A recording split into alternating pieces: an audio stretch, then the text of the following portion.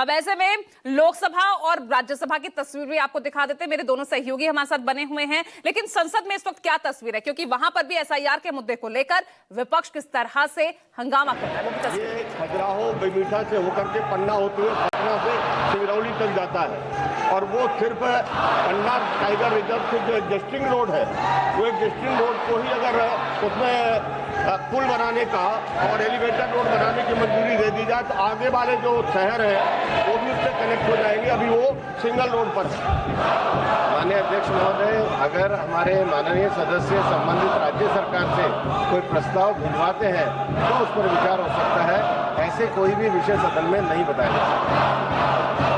Question number 345 Shri TR. बालू जी, not present.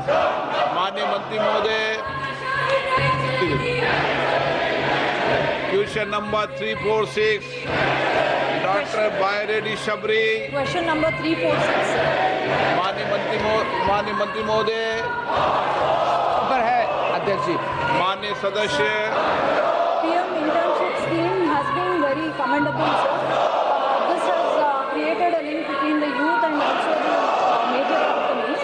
But in round one, when 1.27 lakh opportunities were there and 6 lakhs applications were sent, only 8,000 opportunities were given, sir.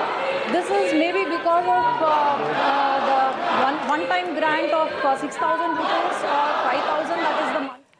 और देखिए हमारे साथ तमाम सहयोगी बने हुए हैं, रमन हमारे साथ लगातार बने हुए हैं जो कि विपक्ष की रणनीति एसआईआर को लेकर।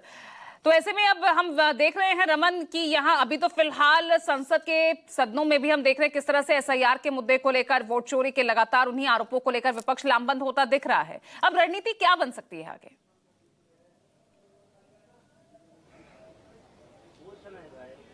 देखिए, रणनीति साफ तौर पर बन गई। मल्लिकार्जुन खड़गे की अगुवाई में जो बैठक हुई, उस बैठक में दो रणनीति बनी।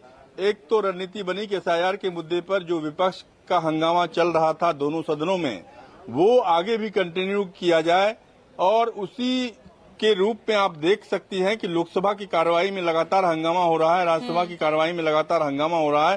तमाम इंडिया गठबंधन के सांसद जो हैं वो हंगामा कर रहे हैं, एसआईआर के मुद्दे पर चर्चा कराने की मांग कर रहे हैं।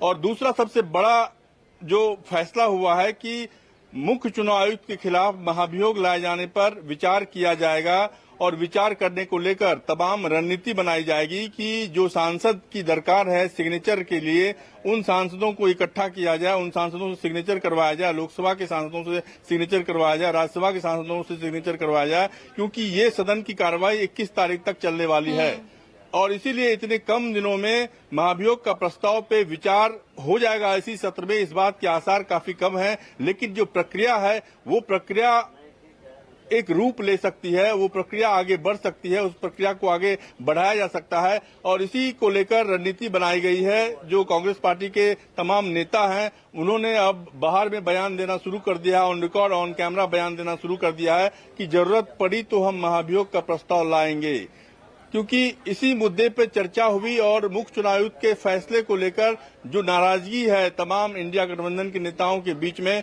उस नाराजगी को ध्यान में रखकर ये फैसला हुआ है कि मुख्य चुनाव आयुक्त के खिलाफ महाभियोग के प्रस्ताव को आगे बढ़ाया जाए।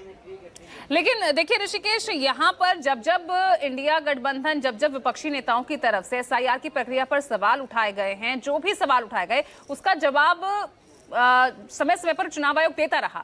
कल तो बकायदा जो है पूरी प्रेस कॉन्फ्रेंस यहां पर की गई चुनाव आयोग की तरफ से, उसके बाद भी विपक्ष संतुष्ट नहीं है।